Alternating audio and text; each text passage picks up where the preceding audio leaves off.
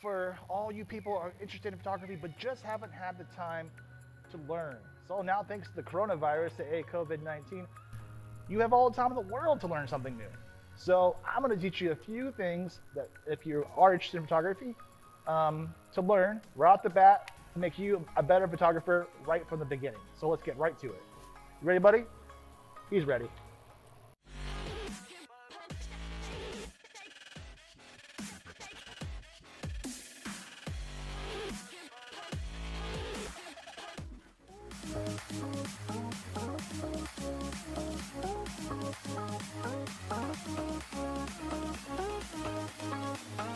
There's so much to learn, and if you really want to do it right, you need to make sure you understand f-stops, ISO, exposure, focus modes, white balance, light composition, focal length, and how different lenses affect your images, posing for portraits, how to take awesome landscape photographs, how to communicate your voice through the world through your images. And there's so many other amazing things to learn. So looking at this list all together can be quite overwhelming. But if you break it down, you can do it in sizable chunks. Decide what you want to work on first and then concentrate on that. In my personal opinion, you should concentrate on learning the exposure triangle first. So if you want to start working on that first, then read all you can about it. Then once you really understand ISO, f-stop, and shutter speed and how they work all together to determine the best exposure for your images, break it down, all right? Once you have this thing down and it's second nature to you, go find something else to concentrate on. You know, you may find yourself being overwhelmed, throwing your camera back into auto, or giving up on what could be an exciting artistic outlet.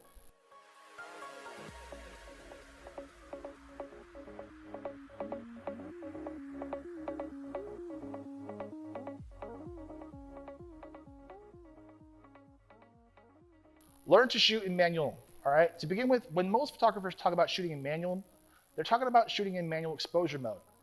Put your camera in manual exposure mode and learn how to use it. Your camera's meter can give you a guideline or approximation of what it thinks is good. It won't always be right. Also, there are times when you will either have to make a trade-off, either over or underexpose unimportant parts of the scene to make sure that the things that are most important, say the person in the middle of your portrait, is properly exposed. You want to decide what is most important.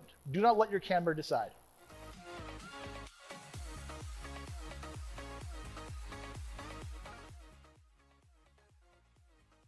When I was new, I was afraid and scared to death actually of pushing my ISO because I heard that high ISOs made more noise in the image. Well, this is kind of true, but what I hadn't realized was a bit of noise is way better than an image being out of focus from too slow of a shutter speed.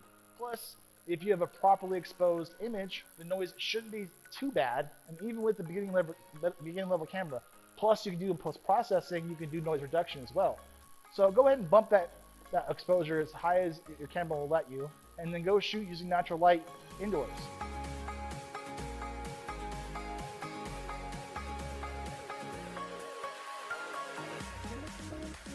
Gear acquisition syndrome, it's a real thing. You don't need the latest and greatest equipment to make your beautiful images. When you're new, it can be so easy to think that buying a better camera or buying a lens that everybody's raving about is sure to make your work automatically better. It's not how it works, all right? Hard work, study, and practice is what it takes to make your images better. Any entry-level DSLR and prime lens that suits your shooting style could be enough gear for you to get really, really good.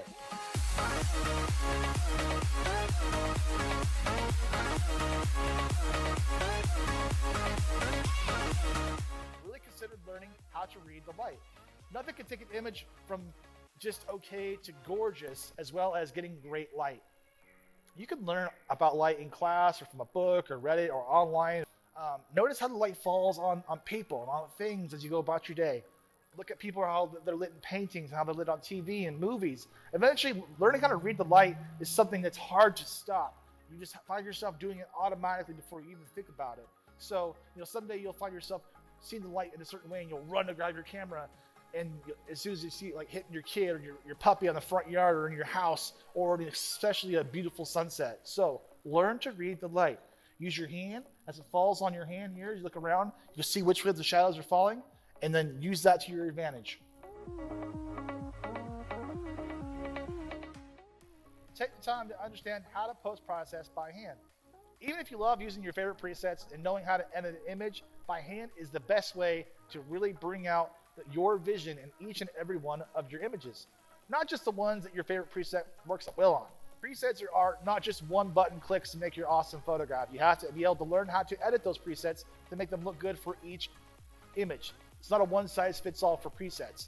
So know how get a good feel about how your programs work. A well-edited image should look like this, not this. Make sure you understand white balance and skin tones. As you go back and look on your early work, and you wonder, hey, how the heck did I even think that looked good? And that is a good thing. If you're thinking that, that means you've learned and you're progressing. If you don't think that, then you got something to worry about here.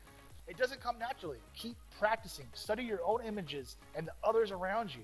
Be sure to print images too, because when you print images and you look at it, it's two things. It's nice to have the aesthetic feel of them in your hands, and two, you might notice something that you missed on your monitor.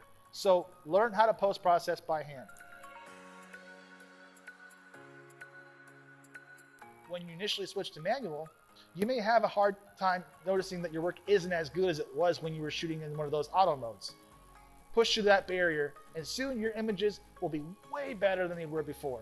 Don't think the slumps happen to only beginners. It doesn't. It happens to intermediate, it happens to advanced people as well. And once you've gotten to the point where other people think that your work is good or even amazing, you may still have times when you aren't feeling that vibe. You're not feeling that your latest work is not very good. Slumps come with the process for many artists and photographers and videographers. So you have to figure out what works for you and shooting through the slump, putting the camera away for a while, coming up with a personal project such as this right now. I'm in a slump, so my personal project is helping you guys to learn how to do photography and planting that seed of being future photographers. So almost all of us feel that way. So slumps are normal. Once you know how to take a great image, it can be easy to fall into the trap of not wanting to take any image unless it's in ideal conditions. Don't fall into this trap. You'll still want to remember the birthdays, vacations, trips to the playground, all those little everyday events. Even if the light is less than ideal or the background is busier, there are people who can take these less than ideal circumstances and still create amazing, beautiful, gorgeous images. But even if you're not one of them, don't let this quest for beautiful photographs stop you from documenting the important people in your life and the milestones along the way. Just take your time and always have your camera ready.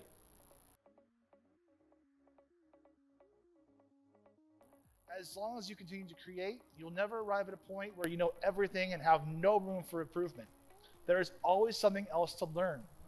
No matter how good you get, there will always be someone that are better than you.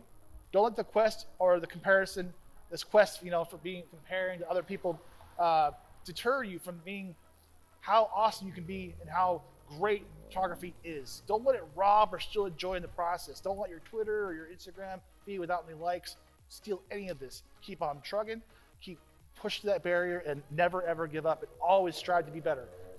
So I'm Tommila. Thanks so much for watching this video. I really hope this helped you out.